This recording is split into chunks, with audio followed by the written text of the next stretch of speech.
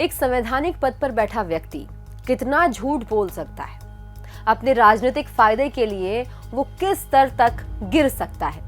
जी हाँ, हम बात कर रहे हैं दिल्ली के मुख्यमंत्री अरविंद केजरीवाल की, जो आए तो राजनीति में खुद को सबसे ईमानदार बताते हुए थे, लेकिन उनकी ईमानदारी की पोल खुल गई है। वैसे तो केजरीवाल के झूठ की और अपने बयानों से पलटने की फेहरिस्त बड़ी लंबी है, लेकिन हम आपको बताते हैं कि कैसे केजरीवाल फरेब का जाल बुनकर आम लोगों को भरमाने की कोशिश करते रहे हैं। देखिए और खुद निर्णय लीजिए कि क्या एक मुख्यमंत्री को इस तरह से झूठ का जाल बुनना शोभा देता है। अरविंद केजरीवाल की असंवेदनशीलता और झूठ की पराकाष्ठा था कश्मीर फाइल्स पर उनका बयान। मार्च 2022 में जब पूरा देश कश्मीर फाइल्स देखकर रो रहा था, हर जगह फिल्म को टैक्स फ्री किया गया था, लेकिन केजरीवाल दस्तावेजों में दर्ज वो दर्द को भूल गए और उन्होंने कश्मीरी पंडितों के नरसंहार को ही झूठा बता दिया। टैक्स फ्री करने के मुद्दे पर कह दिया कि फिल्म को यूट्यूब पर अपलोड कर दो। बाद में जब केजरीवाल के इस बयान पर उनकी थू थू हुई तो वो कश्मीरी पंडितों को सहानुभूति दिखाने लगे। केजरीवाल जी को कौन समझाए कि कुछ मुद्दे राजनीति से ऊपर होते हैं, क्योंकि उनमें लोगों के दिल का दर्द छुपा होता है।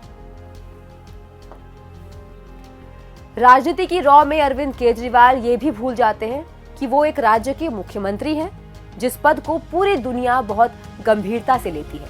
कोविड काल में केजरीवाल ने ऐसी झूठी खबरें फैलाई जिससे सिंगापुर और भारत आमने सामने आ गए। केजरीवाल ने बिना किसी आधिकारिक पुष्टि के ट्वीट करके खबर फैला दी थी कि सिंगापुर से आने वाला वेरिएंट बच्चों के लिए बेहद खतरनाक है और सरकार को सिंगापुर फ्लाइट्स बैन करना चाहिए। यही तीसरी लहर का कारण बनेगा, जबकि हकीकत ये थी कि सिंगापुर से कोई वायरस आया ही नहीं था। सिंगापुर ने इस बात पर आपत्ति जताई और भारत को निशाने पर लिया। बाद में विदेश मंत्रालय को बयान जारी करके ये कहना पड़ा कि अरविंद केजरीवाल का बयान भारत सरकार का बयान नहीं है। इस पूरे घटनाक्रम में देश को अंतर्राष्ट्रीय स्तर पर नीचा देखना पड़ा था। अपनी तुष्टीकरण की राजनीति में केजरीवाल ये भी भूल गए हैं कि इस देश में बहुसंख्यक आबादी हिंदुओं की है। अपनी राजनीति के लिए केजरीवाल ने भगवान हनुमान का अपमान किया। 2020 में जेएनयू में सेमेस्टर फॉर्म पर विवाद के चलते हंगामा हुआ। तब केजरीवाल ने एक कार्टून शेयर करके ये जताने की कोशिश की कि ये सब बीजेपी ने दूसरे मुद्दों से ध्यान भटकाने के लिए करवाया है, लेकिन ये कहने में वो ये बात भूल गए कि भगवान हनुमान देश के करोड़ों हिंदुओं के आराध्य हैं। इसी तरह 2019 के आम चुनावों के पहले केजरीवाल ने एक फोटो शेयर किया जिसमें आम आदमी पार्टी के चुनाव चिन्ह झाड़ू से हिंदुओं के सबसे पवित्र चिन्ह स्वास्तिक को मारते हुए दिखाया गया। अपनी राजनीति के लिए अरविंद केजरीवाल देश के बहुसंख्यक समाज की भावनाओं से खिलवाड़ करने में भी बाज नहीं आए। अपने अहंकार में केजरीवाल इस कदर चूर रहते हैं कि वो जनता की नब्ज भी नहीं देख पाते। गुजरात, जो सालों से प्रधानमंत्री नरेंद्र मोदी की कर्मभूमि है, वहां की जनता के मन को पढ़े बिना केजरीवाल ने अहंकार में जीत का दावा किया और सिर्फ दावा ही नहीं किया, लिख कर दिया कि गुजरात चुनावों में आम आदमी पार्टी की जीत होगी। लेकिन जनता ने इस अहंकार को धूल चटा दी और गुजरात में एक बार फिर से भारतीय जनता पार्टी की जीत हुई।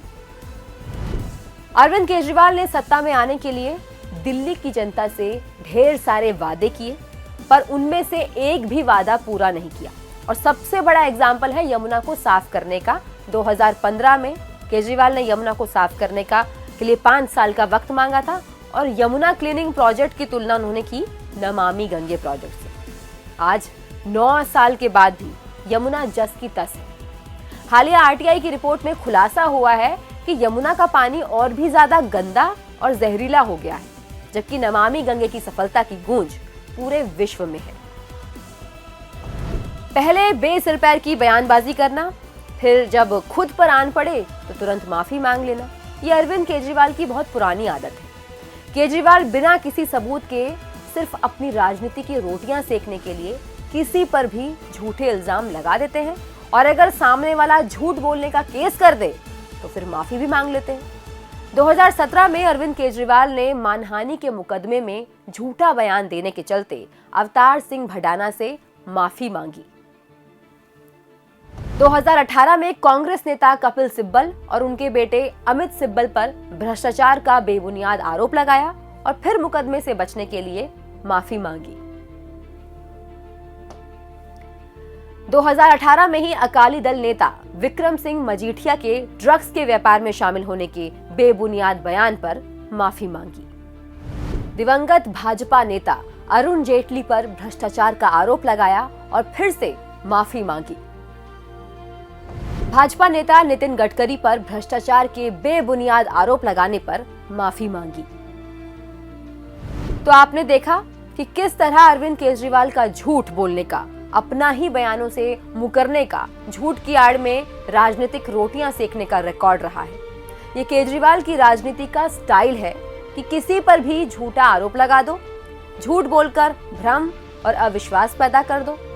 अरविंद केजरीवाल जिस ईमानदारी का झंडा लेकर राजनीति में आए थे, उसकी पोल सबके सामने खुल चुकी है। केजरीवाल को दो सबसे करीबी नेता जो उनके हैं, वो भ्रष्टाचार के आरोप में जेल में हैं। ऐसे में लोगों का ध्यान अपने मुद्दे से भटकाने के लिए अब केजरीवाल पीएम मोदी के खिलाफ बयानबाजी कर रहे हैं। केजरीवाल ने महज सुर्खियां बटोरने के लिए पीएम श्री नरेंद्र मोदी की शिक्षा पर सवाल उठाए। उन्होंने आरटीआई दाखिल करके प्रधानमंत्री की डिग्री की मांग की, जबकि ये डिग्री पहले से ही गुजरात यूनिवर्सिटी की वेबसाइट पर मौजूद है और Bharatiya Janata party press conference करके इसे जनता को दिखा चुकी है। गुजरात हाईकोर्ट में इस मामले में केजरीवाल को कड़ी फटकार लगाई है और 25,000 का जुर्माना भी ठोका है। लेकिन केजरीवाल फिर भी कहां बाज आने वाले हैं। उन्होंने अपना प्रलाप जारी रखा। कोई बड़ी बात नहीं है कि केजरीवाल थोड़े दिनों बाद इस मुद्दे पर भी अपनी बयान से पलटकर माफी मांगते नजर आएंगे।